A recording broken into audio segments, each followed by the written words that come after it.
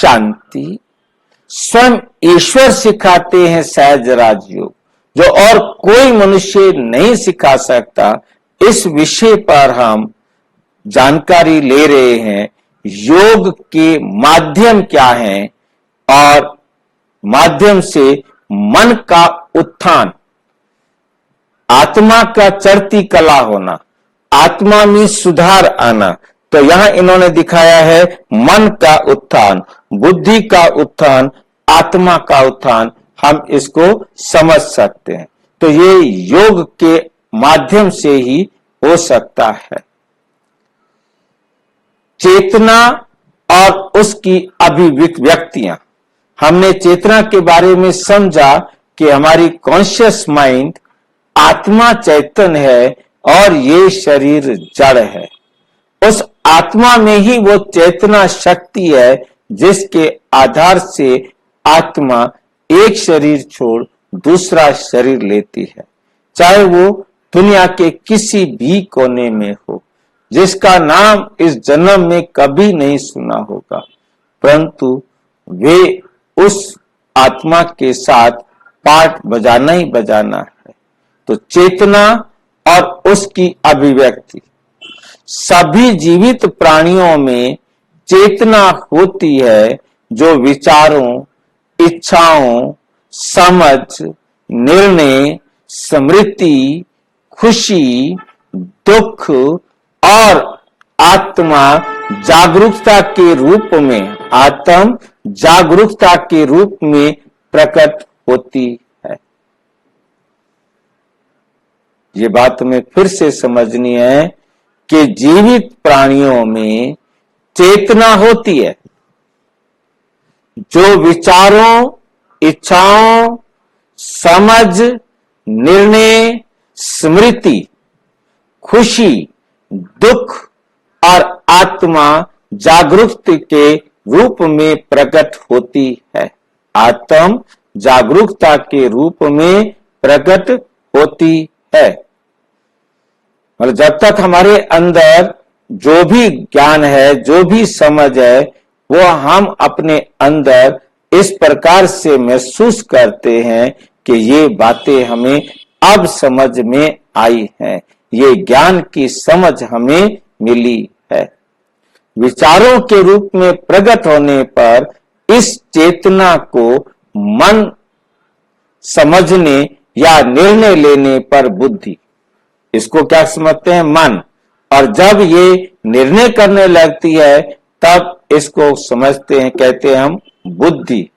और जानकारी को याद करने पर, जो हमने हमारे पास जानकारी है, जो हमें मालूम है, उसको याद करने पर इसे स्मृति और वर्तमान और निर्णयों को प्रभावित करने पर प्रकृति या अवचेतन मन कहा जाता है।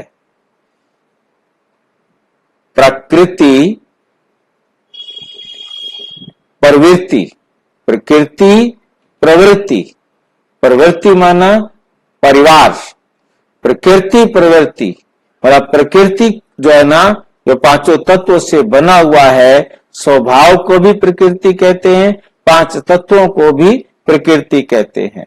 तो पांचों तत्वों का एक पारिवारिक जो ग्रुप बन जाता है और या हमारा स्वभाव बन जाता है, उसको अवचेतन मन कहा जाता है।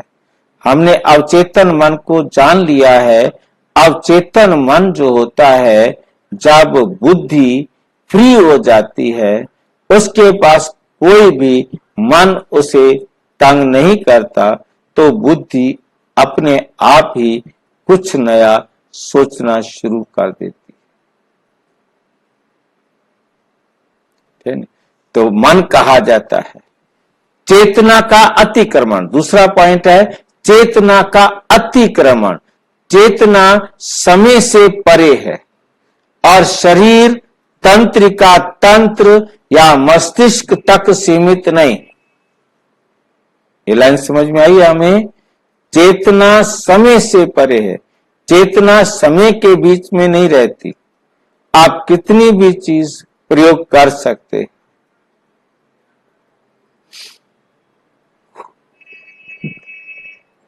चेतना, हाँ जी, चेतना समय से परे है, मतलब कोई भी समय चेतना को रोक नहीं सकता, सीमित नहीं कर सकता।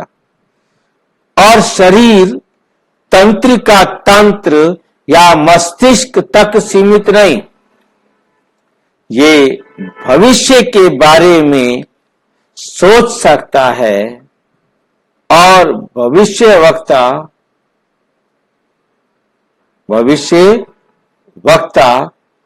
जो भविष्य के बारे में जानने वाला है, नहीं, मस्तिष्क तक सीमित नहीं, ये भविष्य के बारे में सोच सकता है और इसमें पिछले जन्मों की यादें शामिल हैं। इसे एक सूक्ष्म और पारलौकिक इकाई कहेंगे।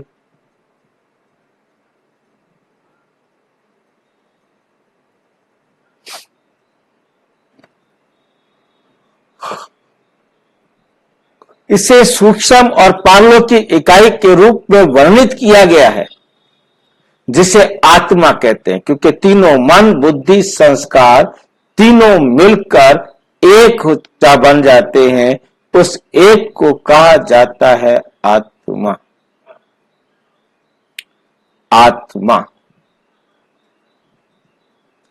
चेतन के रूप में जाना, जिस आत्मा या चेतन के रूप में जाना जाता है, जो गैर भौतिक और समय से ऊपर, जो गैर भौतिक है और समय की सीमा से ऊपर है। अगला पॉइंट है योगी और भोगी। जिस व्यक्ति का मन बुद्धि और स्मृति विचारों स्मृतियों विश्वास और ईश्वर के प्रति प्रेम से भरी होती है, उसे राजयोगी कहा जाता है। इसके विपरीत जिसमें भगवान के प्रति ऐसी भक्ति का अभाव है, उसे फिर भोगी कहा जाता है। एक योगी सचेत रूप से अपने मन को ईश्वर की ओर निर्देशित करता है, जैसे कोई उसको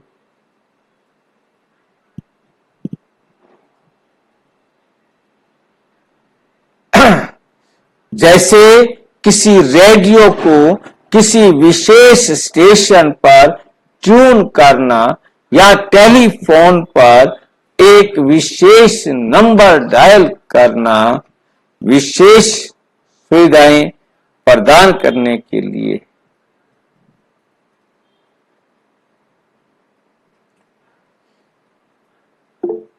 विशेष नंबर डायल करना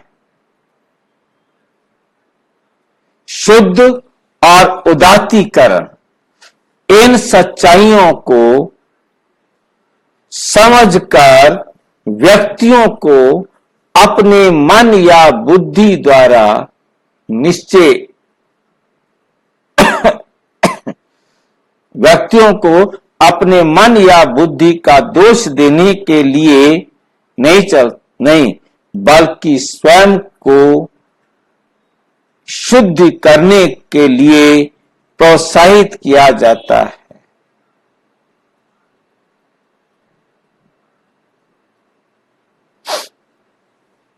शुद्ध करने के लिए प्रोत्साहित किया जाता है।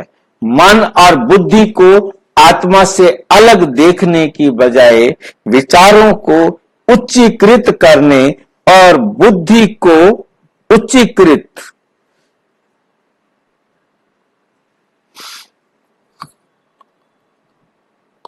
ईश्वर की ओर निर्देशित करके दिव्य बनने पर ध्यान केंद्रित किया जाता है।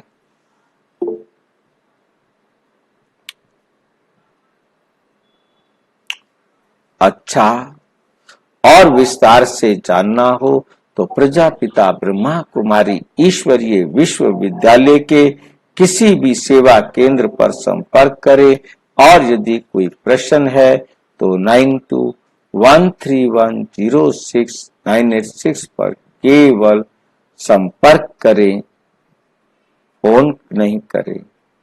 ओम शांति। ओम शांति भाई साहब। ओम शांति। लोग कहते हैं कुत्ता बिल्ली में बड़ा सुअर में भगवान होते हैं क्या? भाई दुनिया वालों को तो यही पता है जो बता रहे हैं।